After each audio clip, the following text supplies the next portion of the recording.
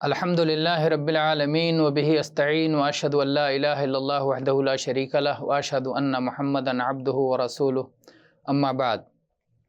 گرامی قدر مشاہدین اور عزیز طلباء، جنازے کے مسائل سے متعلق یہ شرعی اور تعلیمی کورس انشاءاللہ ہوگا۔ آج اس کا پہلا درس ہے اور آج کے درس میں انشاءاللہ یہ بتلایا جائے گا کہ جب کسی کی موت کا وقت ہو تو اس کے آس پاس جو لوگ ہوں انہیں کیا کرنا چاہیے، شریعت میں اس کی کیا تعلیم ہے۔ اس سلسلے میں پہلی بات یہ ہے کہ اگر کسی کی موت کا وقت قریب ہے تو اس کے اہل و عیال یا جو لوگ اس کے قریب میں ہوں اسے کلمہ شہادت کی تلقین کریں۔ اس سلسلے میں ابو سعید خدری رضی اللہ عنہ کی حدیث ہے کہ اللہ کے رسول صلی اللہ علیہ وعلی آلہ وسلم نے ارشاد فرمایا، لقنوا موتاکم لا الہ الا اللہ، اپنے مردوں کو لا الہ الا اللہ کی تلقین کرو۔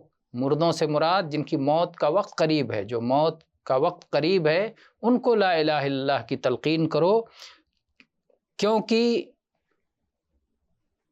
یہ امید ہے کہ اگر اس کے آس پاس لا الہ الا اللہ پڑھا جائے گا اور لا الہ الا اللہ پر اس کی وفات ہوگی تو نبی صلی اللہ علیہ وسلم نے فرمایا ہے، من کان آخر کلامہ لا الہ الا اللہ دخل الجنہ، جس کی آخری بات لا الہ الا اللہ ہوگی وہ جنت میں جائے گا۔ تو اس لیے اس کے آس پاس جو لوگ رہیں وہ کلمہ پڑھیں۔ جب وہ ایک بار کلمہ پڑھ لے لا الہ الا اللہ تو پھر بار بار اسے نہ دہرائیں، نہ اس کو کہنے کے لیے کہیں، کیونکہ ایسا نہ ہو کہ اس تکلیف میں وہ اس کا انکار کر بیٹھے تو مصیبت ہو جائے گی۔ لا الہ الا اللہ کہہ کے اس کے بعد اگر اس نے کوئی بات نہیں کی تو پھر وہاں خاموشی اختیار کی جائے۔ پھر اگر کوئی اور بات کہہ دی، کوئی اور بات ہوئی تو پھر لا الہ الا اللہ کو یاد دلایا جائے۔ تو یہ ایک چیز ہے۔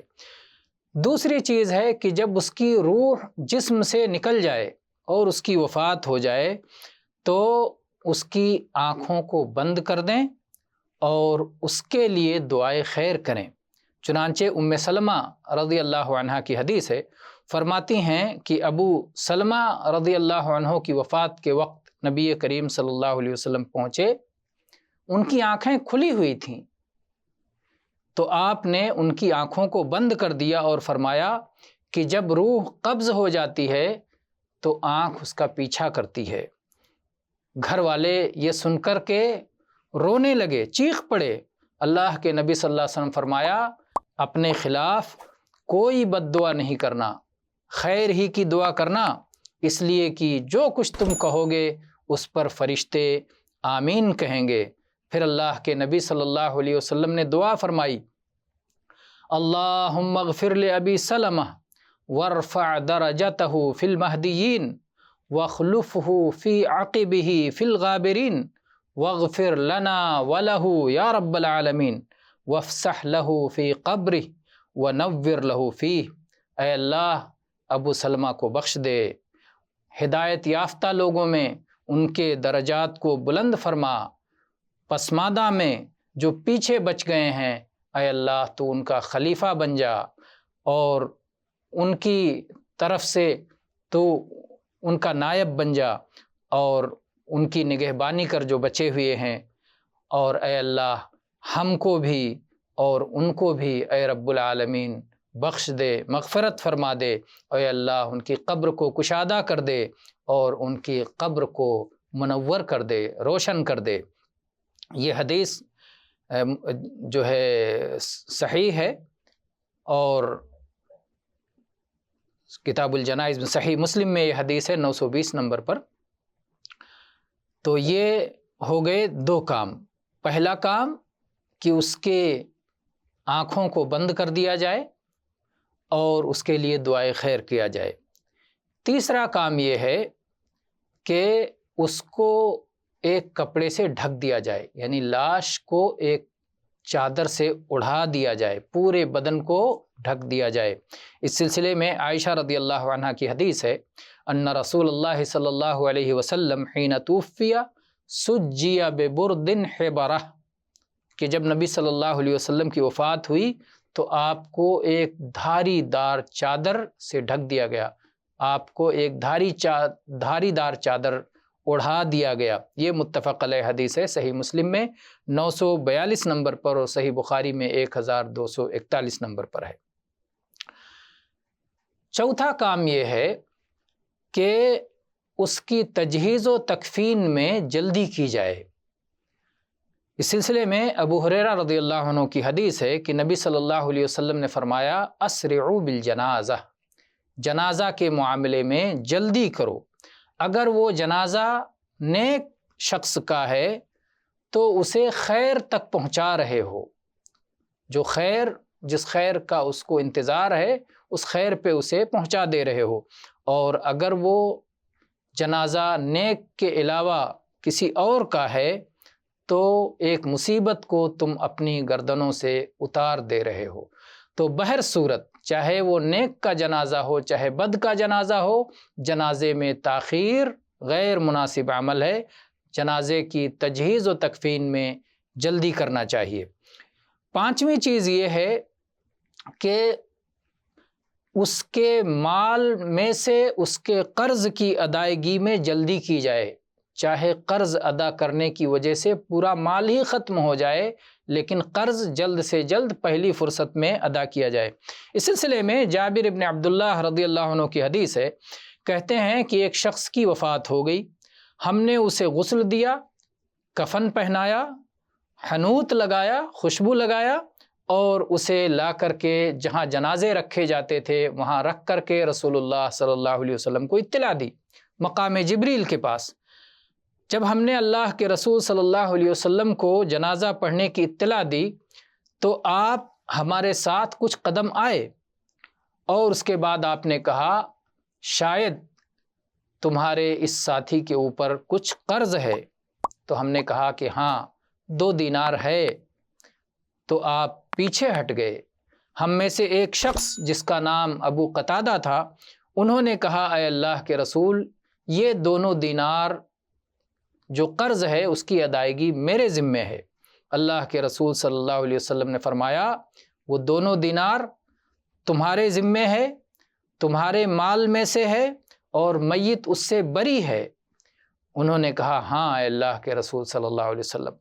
اللہ کے نبی صلی اللہ علیہ وسلم نے اس کے بعد اس شخص کی صلاۃ جنازہ ادا کی، اور جب بھی آپ ابو قتادہ سے ملاقات کرتے تو کہتے، ان 2 دیناروں کا کیا ہوا، ادا کر دیا؟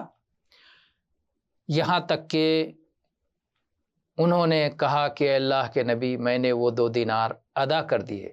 تو آپ نے فرمایا، اب جب کہ اس کے بدن کا چمڑا ٹھنڈا ہو چکا ہے، یعنی جلد سے جلد قرض کی ادائیگی ہونی چاہیے، چمڑا ٹھنڈا نہ ہونے پائے، ابھی گرم ہی ہے، لاش گرم ہی ہو اور قرض ادا ہو جائے۔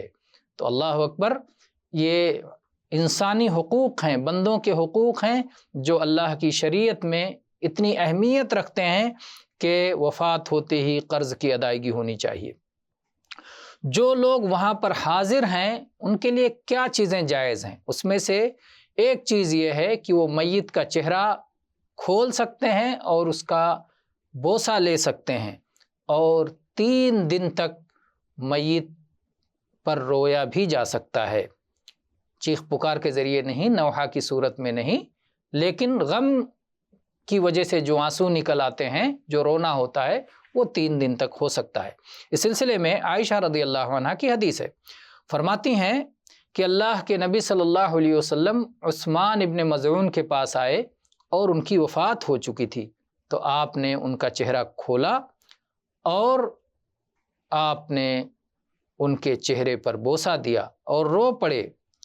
کہتی ہیں کہ میں نے دیکھا کہ آپ کے رخسار کے دونوں جانب آنسو بہہ رہے تھے۔